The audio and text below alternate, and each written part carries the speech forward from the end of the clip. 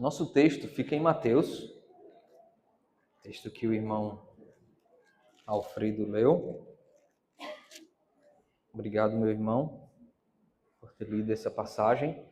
Nós vamos ler novamente, só para ficarmos inteirados cada vez mais do texto. Depois vamos tentar explicar e trazer algumas aplicações para as nossas vidas.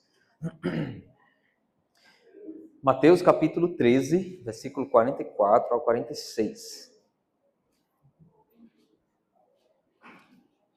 Vocês têm?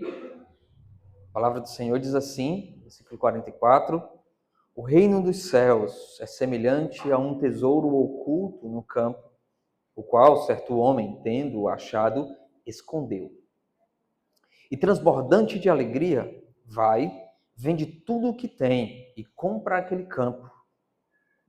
O reino dos céus é também semelhante a um que negocia e procura boas pérolas, e tendo achado uma pérola de grande valor, vende tudo o que possui e a compra. Vamos orar. Obrigado, Senhor, por tua palavra. Muito obrigado, Senhor, por estarmos aqui reunidos para adorar o Senhor. Muito obrigado por causa dos meus irmãos. Obrigado por essa comunhão. Abençoa cada um essa noite. Aqueles que ainda não te conhecem possam ser confrontados, mas também confortados pelo perdão dos pecados. Te pedimos, Senhor, que o teu Espírito faça a obra que somente Ele sabe fazer. Transformar corações essa noite. Obrigado por aqueles que já se renderam ao Senhor. Obrigado por aqueles que já venderam tudo para buscar o teu reino. Obrigado, Senhor. Recebe a nossa adoração, que a tua palavra fale de forma poderosa aos nossos corações. Em nome de Jesus Cristo, a quem amamos. Amém. Meus irmãos e amigos, eu acredito que uma das atividades mais perigosas e... não vou dizer a palavra, mas um dos esportes mais perigosos talvez seja o alpinismo em extremas altitudes. A cada ano, as trilhas do Monte Everest são entulhadas com corpos de alpinistas que fracassaram e que se juntam aos corpos dos anos anteriores. O esforço é caro, exige tudo e é perigoso. Antes de 1966, um em cada grupo de 4 morria na tentativa de escalar aquela montanha, o Everest. As estatísticas são um pouco melhores hoje em dia, mas para cada 100 que chegam ao cume, ainda morrem 14 pessoas. E 10% dos que chegam ao topo morrem na descida. Mais de 225 pessoas morreram ao longo das 3 últimas décadas tentando escalar esse monte tão alto. Em abril de 2014, ocorreu o dia mais fatal da história da montanha, quando uma avalanche levou 16 pessoas à morte. Além disso, irmãos, é uma expedição muito cara, requer bastante dinheiro, entre 30 a 120 mil dólares. Requer também muita experiência. Pelo menos vários anos de experiência no alpinismo para que possa ser considerado digno, por assim dizer, de enfrentar, de subir essa montanha tão perigosa. E em vista de todo esse perigo que essa atividade impõe, e nenhuma recompensa palpável, somente satisfação própria, orgulho, talvez, de dizer que eu subi o monte mais alto que existe. Quem se atreve e se aventura nessa atividade não assume esse compromisso arriscado sem calcular bem o custo. A vida cristã, ela se assemelha a um pouquinho Talvez sem esses perigos tão grandes, mas sim, a custos. Fazer parte do reino de Deus requer calcular. Não vale a pena, ou se vale a pena de fato adentrar neste reino. Diferente do Everest, que o valor é irreal, é um valor apenas em relação ao orgulho, a status, o valor que nós temos em relação ao reino é um valor eterno. Mas calcular a entrada no reino, se eu estou disposto a entrar no reino, é importante.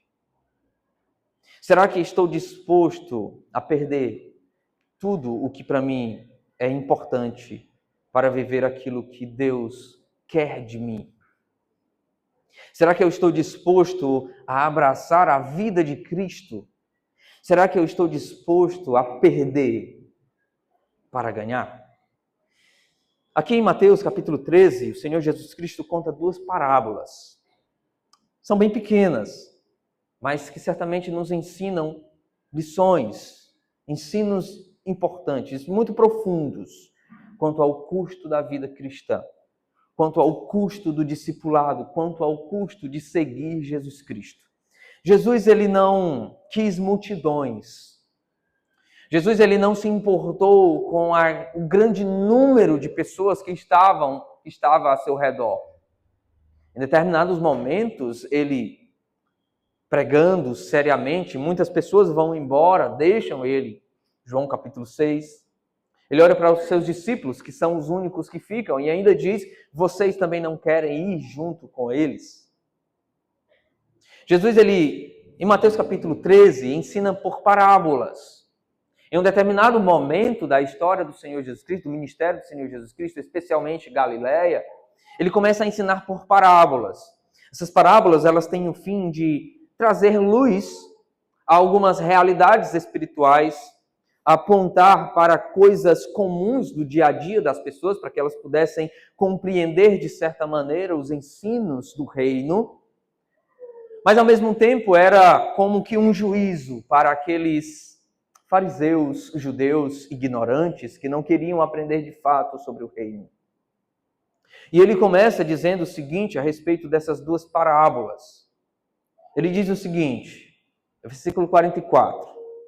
O reino dos céus é semelhante a um tesouro oculto no campo, o qual certo homem, tendo achado, escondeu.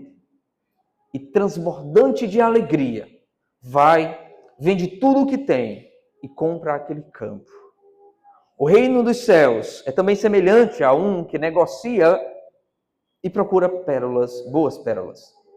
E tendo achado uma pérola de grande valor, vende tudo que possui e compra. O Senhor Jesus Cristo está ensinando verdades espirituais aqui sobre o reino de Deus. Verdades que são transcendentes à nossa realidade, mas que o Senhor Jesus Cristo encontra meios para que essas realidades espirituais possam ser concebidas na mente. E Mateus registra a expressão reino dos céus, mas reino de Deus, como eu estou mencionando aqui, não se contradiz. Mateus ele está escrevendo para um público que são judeus e falar o nome de Deus era algo muito sério. Mateus entende a seriedade disso, então menciona reino dos céus, que é a mesma coisa de reino de Deus, reino de Cristo, reino do Filho do Homem. São termos intercambiáveis, semelhantes. Jesus utiliza exemplos conhecidos da vida comum das pessoas para ensiná-las sobre verdades importantes concernentes a este reino que pertence aos céus e que é de Deus. O reino de Deus é essa esfera celestial. em que o Senhor Jesus Cristo domina, o qual é o Rei, o qual é o Senhor absoluto. Aqueles que fazem parte do reino de Deus estão sob o domínio deste Rei, deste grande Rei, Jesus. E estes que fazem parte deste reino, em cujo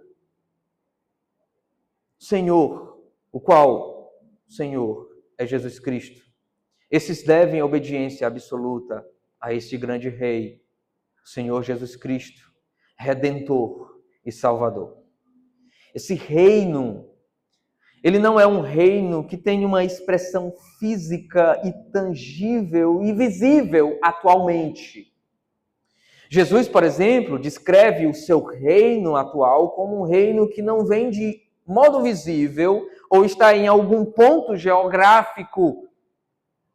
Ele diz em Lucas capítulo 17, versículo 21, ele diz, interrogado pelos fariseus sobre quando viria o reino de Deus, Jesus lhes respondeu, não vem o reino de Deus com visível aparência, nem dirão, ei-lo aqui ou lá está, porque o reino de Deus está dentro de vós.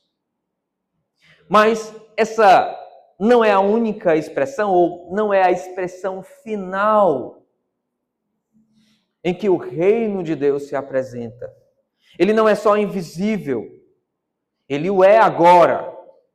Ele não é tangível agora. Ele não é visível a não ser por meio do povo de Deus. Mas ele virá de modo tangível, visível e físico. Jesus promete estabelecer o seu reino entre nós, entre o mundo, reino de poder e glória visíveis. Aqui, quando ele retornar, Apocalipse capítulo 11, versículo 14, Apocalipse 16 ou 19. Então essa expressão reino de Deus também é sinônimo de vida eterna. Os que entram no reino serão somente aqueles que creem em Jesus Cristo. São aqueles que receberam a vida eterna ao crer em Jesus Cristo.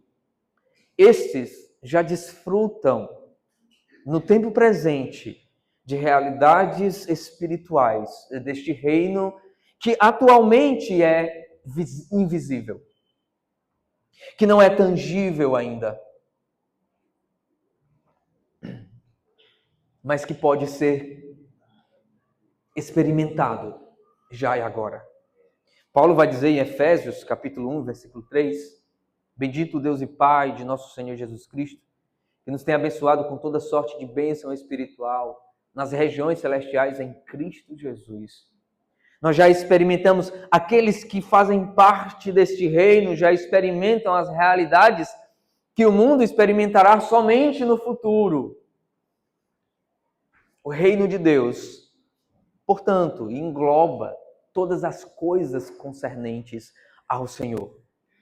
Então entenda reino de Deus como vida eterna, viver para Jesus, amar Jesus Cristo, segui-lo.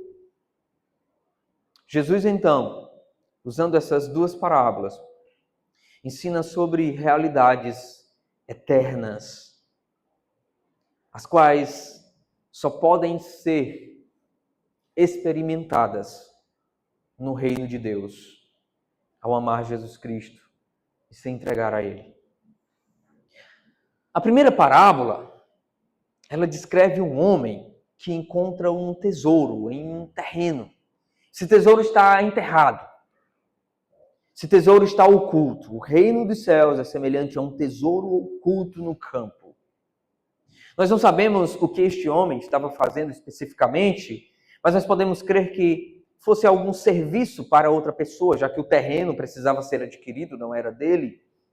Ele encontra esse tesouro enquanto trabalhava em algum tipo de escavação.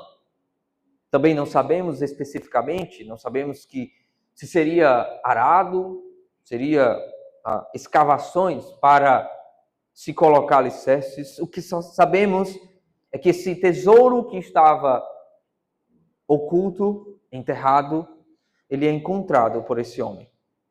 Quando esse homem o encontra, ele rapidamente o enterra.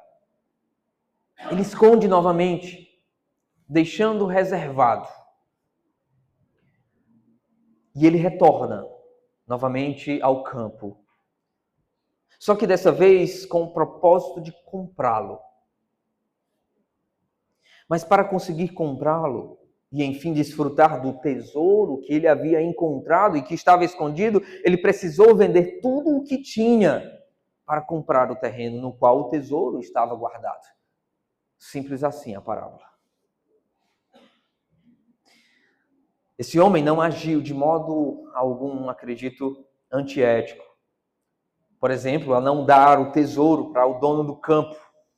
Talvez, por sermos justos demais, poderíamos dizer que, olha, nós encontramos um tesouro aqui. Ele pertence a você, não?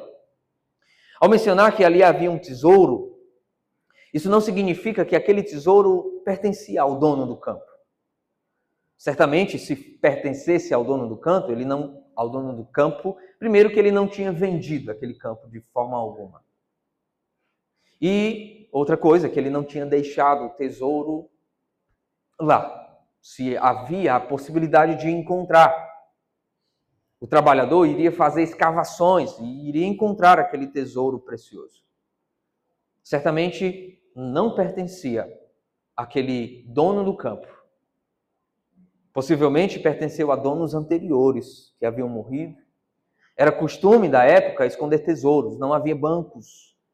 Nós não tínhamos, não havia a possibilidade de se guardar dinheiro em alguns bancos específicos, como nós temos hoje em dia. Na verdade, eu acho que hoje tá bom de voltar essa realidade, né? Tá perigoso guardar dinheiro no Will. Quem guarda dinheiro no Will tá complicado. Enfim, na verdade, ele agiu de modo justo. Este homem não agiu de modo antiético ao não informar sobre o tesouro. Ele agiu de modo justo. Ele não pegou o tesouro e foi embora. Ele decidiu comprar o campo depois de vender tudo que tinha. Ele não roubou, por exemplo. Ele decidiu comprar. Existia também na cultura judaica a possibilidade de se encontrando algum objeto fora da casa de alguém, em um local distante, aquele que achou poderia ser dono, o novo dono daquele objeto. A segunda parábola envolve um outro tipo de homem, um negociante de pérolas, que encontra uma pérola muito preciosa, a qual não se compararia a nenhuma outra que ele já tinha visto. Ele vende tudo o que tem para ter essa pérola de valor inestimável. Esse negociante certamente conhecia de pérolas. Certamente ele já tinha visto muitas pérolas, já vendido muitas pérolas, encontrado pérolas valiosíssimas. Mas essa era especial. Essa lhe chamou a atenção. Pela sua qualidade, talvez. Pela sua raridade. E pelo seu valor inestimável. Ao ponto de se dispor de tudo o que tinha. E vendendo. E com o dinheiro da venda de tudo que ele tinha, ele compra essa pérola preciosíssima. Mas uma coisa que nos chama a atenção é que não era comum um vendedor investir tudo o que tinha em um bem só. Não era comum, não era sábio isso. Apostar tudo em um único objeto. Mas esse homem estava disposto a fazer o que normalmente não se fazia para obter o que ele considerava de valor inestimável. Meus irmãos, o que Jesus quer nos ensinar sobre o reino nessas parábolas? Em primeiro lugar, ele quer nos ensinar que o reino, ele tem valor inestimável, inigualável. As duas parábolas possuem um objeto de grande valor, de valor inestimável, que são encontrados e que levam os que a encontram a se dispor de tudo o que eles têm para obtê-los.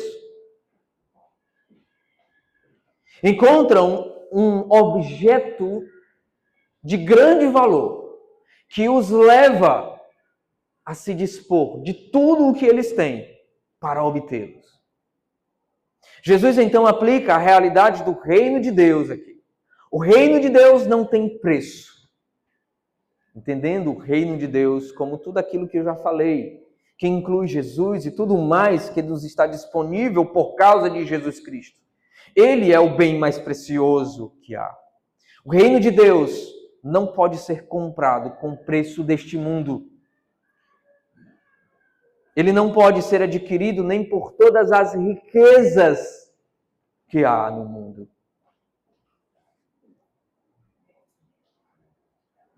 Apóstolo Pedro, falando do valor do reino, ele diz o seguinte, em 1 Pedro, capítulo 1, versículo 3 ao versículo 4, o seguinte.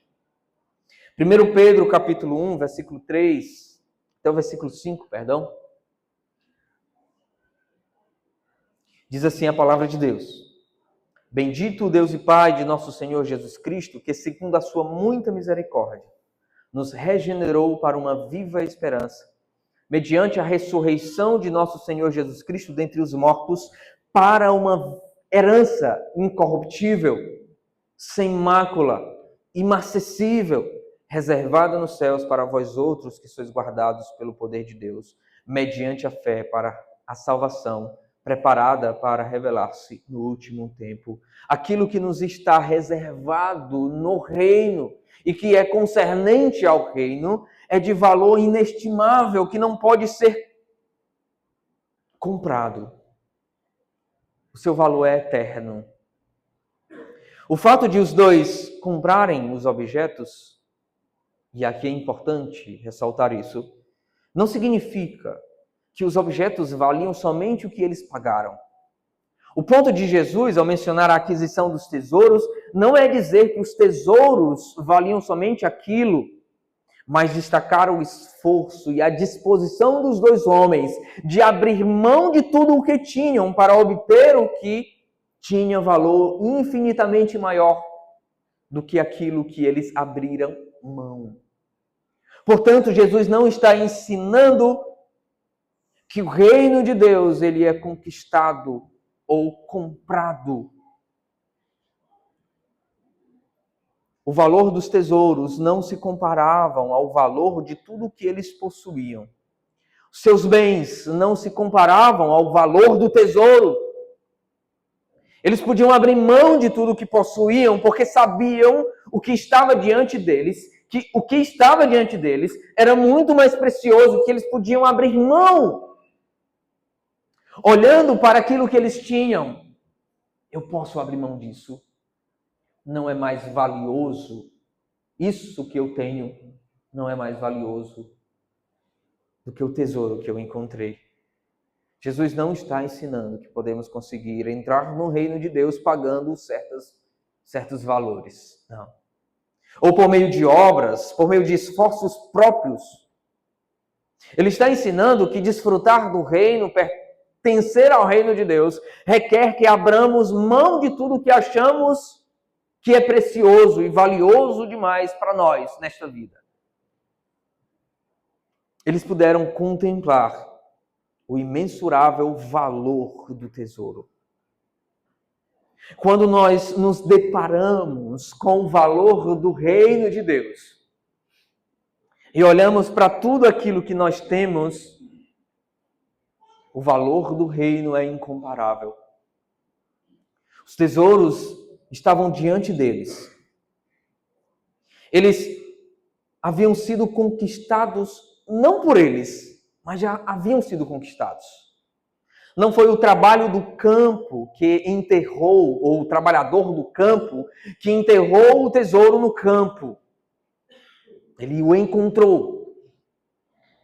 Não foi o vendedor que mergulhou no oceano em profundidades imensas para encontrar essa preciosidade da pérola. Ele encontrou. Eles descobrem os tesouros que já haviam sido conquistados por alguém. Eles agora precisam desfrutar desses tesouros, mas para isso eles precisam abrir mão de seus bens e de tudo que eles consideravam preciosos demais para eles mesmos. Senão eles não poderiam desfrutar dos tesouros que estavam à sua disposição. Havia uma percepção de que aquilo que estava diante deles era imensurável o seu valor. Meus queridos, o chamado do Senhor Jesus sobre o custo de segui-lo não é sobre os perigos que podem surgir no tempo, no meio do caminho. Os sofrimentos que podemos enfrentar, que sim, enfrentaremos. Mas se entendemos que a vida com Jesus é muito mais preciosa do que o que eu tenho aqui neste mundo, ou o que eu ainda poderia conseguir de valor neste mundo, ou ainda a minha própria vida. Jesus, portanto, não está querendo que nós compremos ou conquistemos o reino de Deus pelas obras, e já aprendemos que pela graça sois salvos mediante a fé, e isso não vem de vós, é dom de Deus, não de obras, para que ninguém se glorie. Paulo, entendendo isso, ele diz o seguinte, em Filipenses capítulo 3, versículo 7 a versículo 8, Filipenses capítulo 3, versículo 7 a versículo 8. Paulo diz o seguinte, eu vou abrir a Bíblia, aqui está anotado. Os irmãos não estão vendo eu folheando e por isso não estão fazendo isso, né? Vamos lá. Você tem que saber encontrar os versículos na sua Bíblia. Eu já disse que não vai ter slide quando você precisar de um versículo. Capítulo 3, Filipenses capítulo 3, versículo 7, versículo 8. Diz assim o apóstolo Paulo, mas o que para mim era lucro, isto considerei perda por causa de Cristo. Sim, de fato, considero tudo como perda por causa da sublimidade do conhecimento de Cristo Jesus, meu Senhor, por amor do qual perdi todas as coisas e as considero como um saco de esterco para ganhar a Cristo. Paulo encontrou o tesouro. Paulo encontrou a pérola preciosa. E que para conquistá-lo era necessário abrir mão de tantas coisas. Paulo abriu mão de status. Paulo abriu mão de poder. Olha o que ele diz sobre si mesmo. Não se orgulhando, mas se envergonhando. Ele diz, bem que eu poderia confiar também na minha própria carne, se qualquer outro pensa, versículo 4, que pode confiar na carne, eu ainda mais. E ele vai então colocar aqui algumas das suas qualidades, dos seus valores. Circuncidado ao 8º dia, da linhagem de Israel, um judeu puro, da tribo de Benjamim, hebreu de hebreus, cuja lei, fariseu, quanto ao zelo, perseguidor da igreja, quanto à justiça que há na lei, irrepreensível. Olha o que Paulo diz no versículo 7. Mas o que para mim eu considerava como lucro, como um valor inestimável, isso eu considerei perda por causa de Cristo. A pérola, o tesouro escondido, havia sido revelado a Paulo. Paulo encontrou. Paulo também diz em Atos capítulo 20, versículo 24,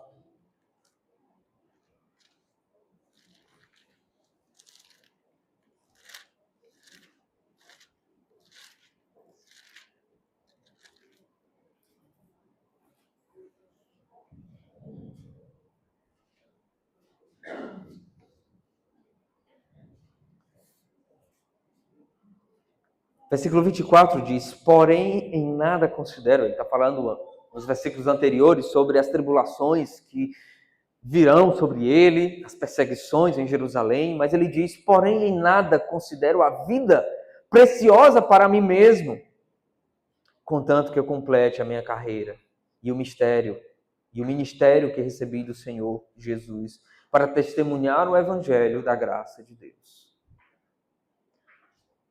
Calcular o custo de entrar no reino de Deus é calcular se eu estou disposto a abrir mão de mim mesmo e de tudo o mais para ganhar a Cristo, amar a Cristo, segui-lo, obedecê-lo. Cristo é o tesouro, Cristo é a pérola preciosa. E você que encontrou, você pode comprovar que, de fato, valeu a pena. Valeu a pena deixar tudo. Valeu a pena trocar tudo para ganhar a Cristo.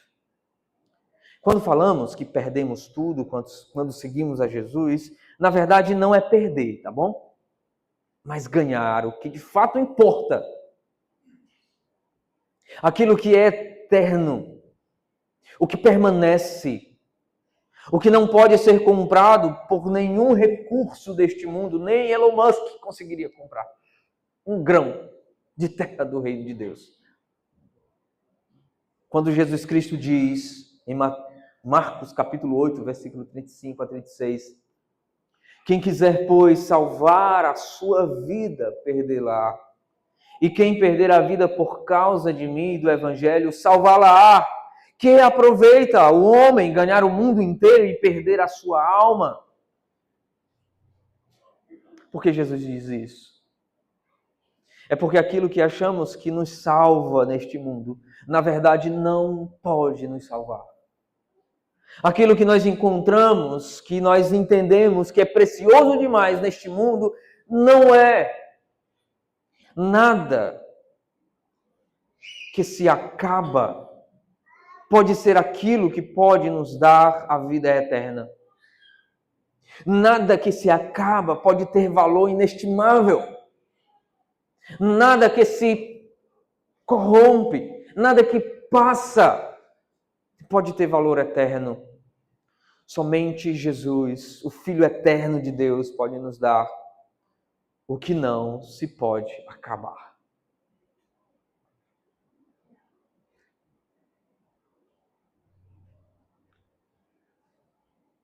Há diante de você tesouros, ou o tesouro, e uma pérola preciosa. E talvez você ainda não percebeu o valor inestimável de Jesus Cristo. Assim como quem vendeu a pérola para o comerciante não entendeu o valor inestimável da pérola. Assim como aquele homem que vendeu o campo não percebeu de maneira alguma que havia um grande tesouro no seu campo. Talvez você ainda não percebeu o valor inestimável de seguir a Jesus, de amar a Jesus.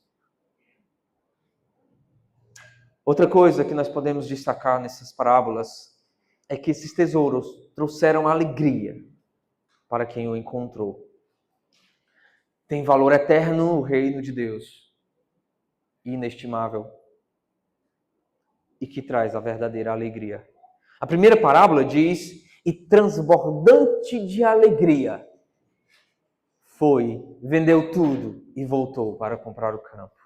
A segunda parábola não menciona que o vendedor também transbordou de alegria, mas pressupõe, porque aquele que se alegrou sobremaneira fez, vendeu tudo, o comerciante também o fez. O que eu quero dizer é que o reino de Deus é a verdadeira fonte de alegria. Jesus Cristo é a verdadeira fonte de alegria. Ela é a verdadeira fonte de alegria, não só porque nos traz benefícios para a vida, mas é porque pertence ao reino eterno. E o que eu quero dizer é que nada que é passageiro pode ser a fonte de alegria. Nada que passa pode ser fonte de alegria. Porque passa, se acaba, morre. Por mais que nos alegremos com talvez o amor dos nossos parentes, do nosso cônjuge, mas não deve ser a fonte de alegria porque passa. Essas coisas não podem ser a fonte de alegria porque elas não têm poder para permanecer. Elas não podem nos permitir que essa alegria permaneça para sempre. E em todas as circunstâncias da vida, independentemente da situação que seja. Mas se a nossa alegria estiver naquilo que tem valor eterno e duradouro, isso sim é a fonte verdadeira de alegria. E talvez o grande problema do ser humano é que ele se contenta com pequenas coisas, com coisas que passam. Se alegra demasiadamente ao ponto de, quando perde, se acaba. Coloca toda a sua confiança e alegria em coisas que se deterioram, que passam. É como um menino que se alegra com um cavalinho de pau, que quando se quebra, ele chora, fica com raiva e nada mais presta. Mas a alegria nos tesouros eternos do reino são verdadeira fonte de alegria. Alegria essa que perdura mesmo em meio às tempestades, mesmo em meio às dificuldades, mesmo em meio às circunstâncias difíceis da vida. A diferença de quem conhece Cristo e experimentou o tesouro é que mesmo perdendo tudo, ele se alegra.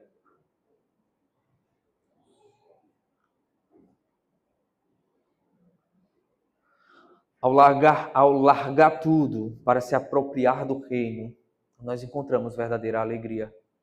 Jesus Cristo diz, em João capítulo 10, versículo 10, o seguinte: o ladrão vem somente para roubar, matar e destruir. Eu vim para que tenham vida e tenham vida plena, abundante, cheia de alegria, que nada lhes falta. O Senhor é o meu pastor e absolutamente nada nos faltará. Mesmo que eu ande pelo vale da sombra da morte, eu não temerei mal algum, porque o Senhor está comigo. A minha alegria, ela não acaba com aquilo que se acaba. A alegria do reino permanece, mesmo quando as coisas passam. Há um tesouro diante de você. Há um tesouro diante dos seus olhos. A pergunta é: você está disposto a perder tudo para ganhar tudo? Tudo que vale a pena? Você está disposto a entregar-se por inteiro ao Senhor? Essas canções que foram entoadas por último, elas não foram escolhidas à toa. Esse tudo entregarei não foi por causa das ofertas. Coincidiu aí. Mas é porque quando nós entendemos o inestimável valor, meus irmãos, meus amigos, de quem Jesus Cristo é, nós podemos abrir mão. E não. Você não pode ter o tesouro e as coisas que você ama neste mundo. Você não pode ter a pérola preciosa se você não abrir mão de tudo que você tem. Não, você não pode adquirir o terreno com o tesouro e ainda permanecer com os seus bens. É necessário abrir mão. Ou você escolhe entregar tudo para ganhar a vida, ou nada é feito. Jesus Cristo é precioso para nós. Jesus Cristo é a nossa vida. Jesus Cristo é a preciosidade. É o maior tesouro que nós podemos encontrar neste mundo. Agora, eu quero dizer para você que esse tesouro não está enterrado. Esse tesouro, ele não está no fundo do oceano. Esse tesouro está revelado aqui nas Escrituras. E você pode encontrá-lo. Mas você está disposto a abrir mão de tudo para conquistá-lo, para desfrutá-lo, para experimentá-lo? Eu não posso conquistar o tesouro e ainda permanecer com meus bens, porque eu entendo o valor do tesouro. Se os meus bens valem mais do que o tesouro, eu não entendi ainda o valor de Cristo, o valor do reino de Deus. Não pense que você vai perder ao deixar tudo por causa de Cristo. Você vai ganhar aquilo que é eterno. Jesus Cristo ensinou isso. Que vale ao homem ganhar o mundo inteiro e perder a sua alma. Que vale o homem perder o mundo inteiro, ganhar o mundo inteiro, perdão, e perder a sua alma. Eu queria, essa noite, estamos estudando Efésios. E iria falar sobre Efésios capítulo 4, versículo 28. O valor do trabalho. Mas essa noite é uma noite especial. Eu trouxe essa mensagem aqui do reino, o custo do discipulado, o custo de seguir a Cristo, porque nós temos pessoas que encontraram esse tesouro. Nós temos pessoas que encontraram esse tesouro e entenderam que esse tesouro vale muito mais do que qualquer coisa que ele pode possuir, ou que ele poderia possuir também.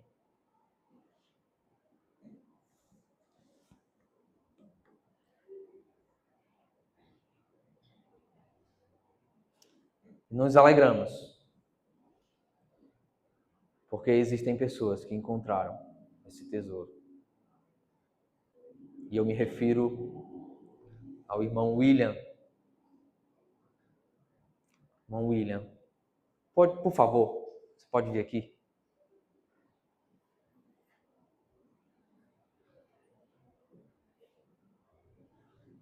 Cadê o irmão Elton? Foi no hospital?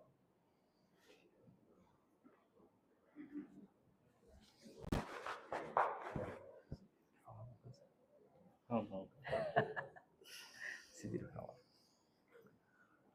William entendeu o valor inestimável do reino de Deus. Ele foi discipulado, está sendo ainda, né? Pelo irmão Welton. E de fato o Senhor o transformou. Sua vida foi encontrada pelo Senhor Jesus Cristo. Ele encontrou o verdadeiro tesouro. E eu quero te perguntar um negócio, William. Você está disposto a perder tudo para ganhar tudo em Cristo? Com certeza. Amém. Amém. Glória a Deus por isso. E eu queria que o Elton estivesse aqui. Mas eu queria que a Carol viesse representar o irmão Elton.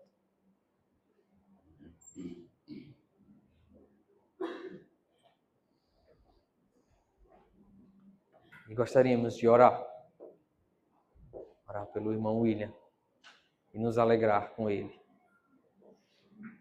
Ele é como o trabalhador do campo que alegremente vendeu tudo para comprar o tesouro, o terreno. E ele tem demonstrado, de fato, a alegria. Essa alegria que não pode ser comparada a nada. A alegria do Senhor. Nós estamos aqui disposto a ajudá-lo a caminhar, a experimentar as bênçãos do reino, a experimentar as alegrias que o reino oferece. Amém? Amém. Senhor, nós te agradecemos porque o Senhor ainda salva pecadores. Obrigado porque o Senhor perdoa. Obrigado pelo perdão concedido ao irmão William. Te agradecemos por essa obra tão grandiosa. Muito obrigado, Senhor, porque o Senhor o encontrou. Abriu os seus olhos para perceber o inestimável valor de Cristo, o qual merece tudo de nós. Te louvamos, Senhor. Dá graça a William para continuar nessa jornada e que o Senhor, que começou boa obra nele, há de completar até o dia de Cristo Jesus. Completa, Senhor, essa obra. Que ele experimente as realidades eternas do Rei. E te agradecemos por salvar pecadores, Senhor. Em nome de Jesus Cristo, a quem nós amamos, a preciosidade da nossa alma. Amém. Amém. Amém.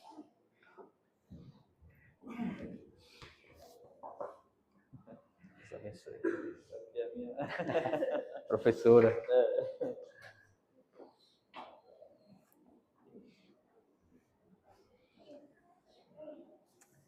William é aquele que disse: eu quero confessar Jesus.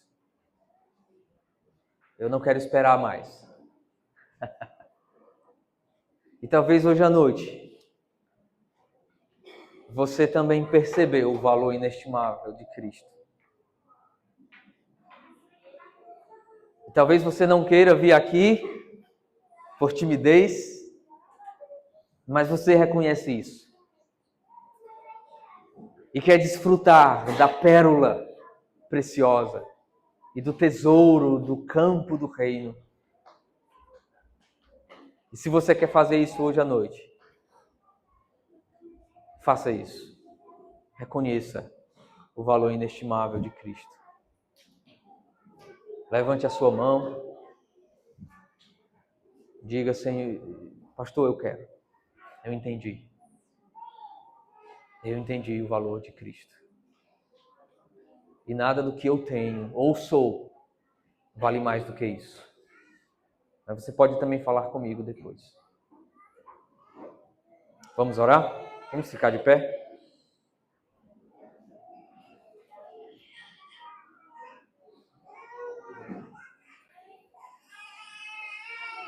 Senhor, abre os olhos daqueles que aqui estão, Senhor, que ainda não reconhecem o grande valor do Teu reino, o grande valor de Cristo.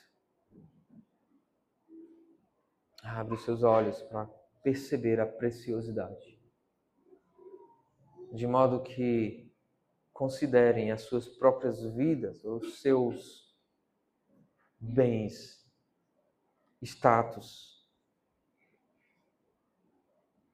como nada, por causa de Cristo. Obrigado por ter nos dado tudo em Cristo. Não merecemos. Não merecemos, Senhor.